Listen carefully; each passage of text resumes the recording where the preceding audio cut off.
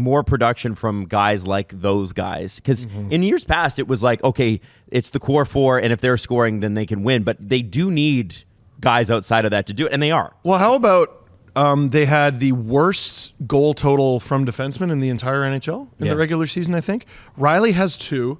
OEL has 1, kicked off the series. Benoit has 1. Yep. I think that's it for defense, but that's 4 through 3 games. Has the Leafs D-Corps scored 4 goals in 3 games at any point this season? probably not. I don't think so. Right. Yeah. Like, things are, listen. Series isn't won. That's the attitude I'm taking. You need another win. The Leafs have won 3 games in a series many, many times. Things are going well. Things are going real, Hey, they real did it well. last year. They were down 3-1. I'm so proud of myself for the way I'm handling the They didn't series do it so last far. year. They did too. So far. Brady Tkachuk got a sort of a shot that I think went off of Carlos' stick. I think so too. And snuck past Anthony Stollers with about 8 or 9 minutes left in the third period. So both teams fight it out to overtime. And then in overtime, and I think everybody knows what's going to happen here. The Leafs win a face-off draw on, I think, their second shift of the period. Second or third. Maybe. And it was the second time the Leafs top line was out there, I think. Okay, so maybe that's what they did. Anyway, Austin wins it cleanly. Simon Benoit shoots, and it's in. Dude, like... Now, I'll give... on a one-timer. Yeah. Like, you have left-handed Oliver Ekman-Larsson right there, and it's Oliver Ekman-Larsson. And Benoit's like, it's Simon Benoit time. I can't believe he shot that puck. I really can't. But why not shoot that puck? You have Nyes with his big ass in front. Those are his words, not mine. Yep. And Matthews doing the Benny hop. Yep. In front. Yeah.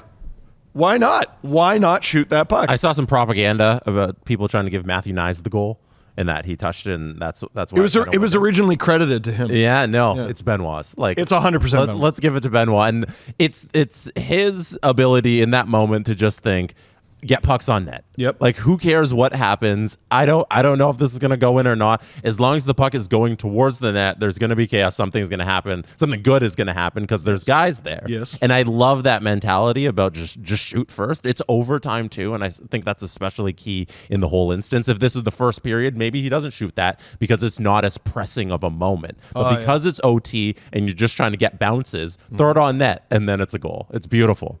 And that's like second straight game. He's the most important piece on the game-winning OT goal. Like, just 2 excellent reads.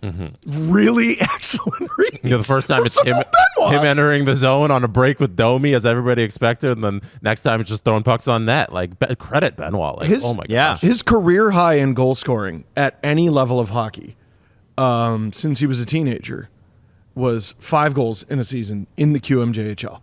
Where he went undrafted.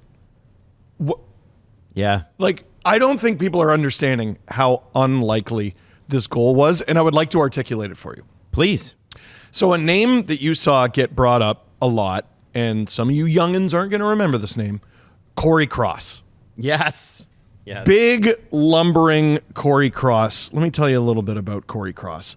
War number 4. For the Toronto Maple Leafs. 54 years old now. He was 6'5", 219 pounds. And I think 219 pounds might have been underselling it. A big, lumbering, slow defenseman. Very of his era, right? Like, it was the neutral zone trap era. Yeah. You want a depth defenseman, a guy in your third pair? Well, he might as well be huge. Yep. How's his skating ability? Who gives a good gosh darn, as long as he's mean. 0 offense. Well, in one of the first, if not the first battles of Ontario, he scores a playoff overtime winning goal. And it was one of the most unlikely outcomes. He was probably the most unlikely guy on that Leafs team to score a goal. He finished his career with 34 regular season goals in 659 games. He had 2 playoff goals in 47 career playoff games. That was in that one run. It was in 2001.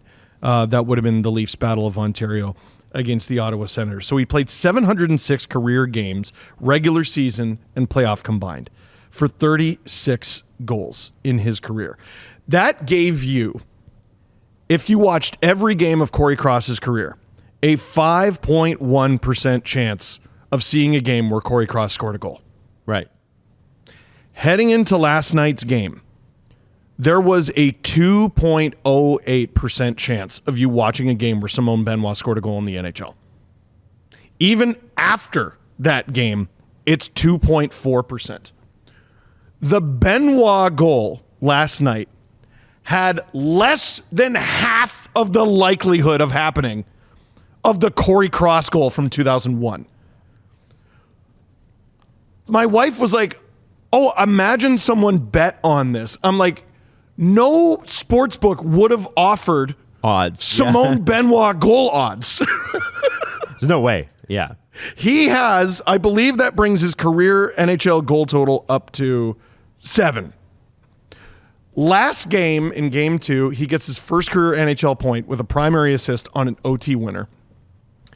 He gets his first NHL goal, playoff goal, on a playoff OT winner. Simon Benoit's career playoff points have exclusively been on overtime winners.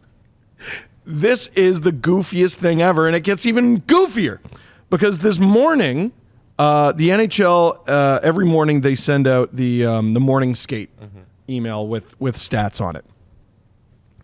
Benoit became the 7th defenseman in Stanley Cup playoff history to factor on an overtime goal in consecutive games. The others, Ivan Provorov from 2020, Scott Niedermayer from 2007, Hall of Fame, Rob Blake from 2001, Hall of Fame, Chris Chelios from 1995, Hall of Fame, Rick Smith from 1978, I'm not familiar, and Serge Savard from 1969, Hall of Fame. Even better, fastest overtime goals by defensemen in Stanley Cup playoff history. Chris Tanev actually has the fastest. Oh. I had no idea. This was from 2020. That's why I had no idea. It was 11 seconds in. Other names on this list include Bobby Orr, Eric Desjardins, Nick Lidstrom, and a minute 19 into last night's game, cracking the top 10 is Simon Benoit. Yeah. You may never see this again in your lifetime. Like, unbelievably unlikely thing. I liked what he had to say about it. He said, I didn't quite know how to react, to be honest. He stood there. I just lifted both of my arms. I didn't move, and I saw all those guys coming towards me. Such a good feeling. I guess there's a bit of luck on my side for now. And I find that's the funniest part is that he didn't know what to, because when Max Domi scored, he knew exactly what to do. He knew he got the assignment, and those pictures are amazing. But I encourage those are the everyone, best selling pictures ever. Go back and watch, though, the celebration from the Game 2 winner. Because Domi, everyone's following Domi.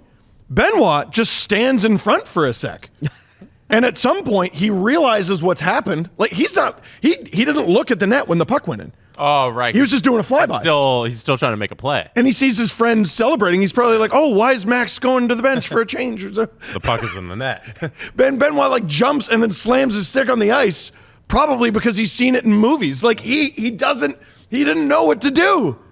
This man is a playoff OT hero, and it's one of the most unlikely things we've seen happen to the Leafs in a very, very long time. Yep. And awesome. It's given rise to, first off, I love seeing Austin yelling, Benny, Benny, Benny, when it went in, trying to get it through his skull that he scored. The other thing is, Jesse, can we bring up the tweet I sent you?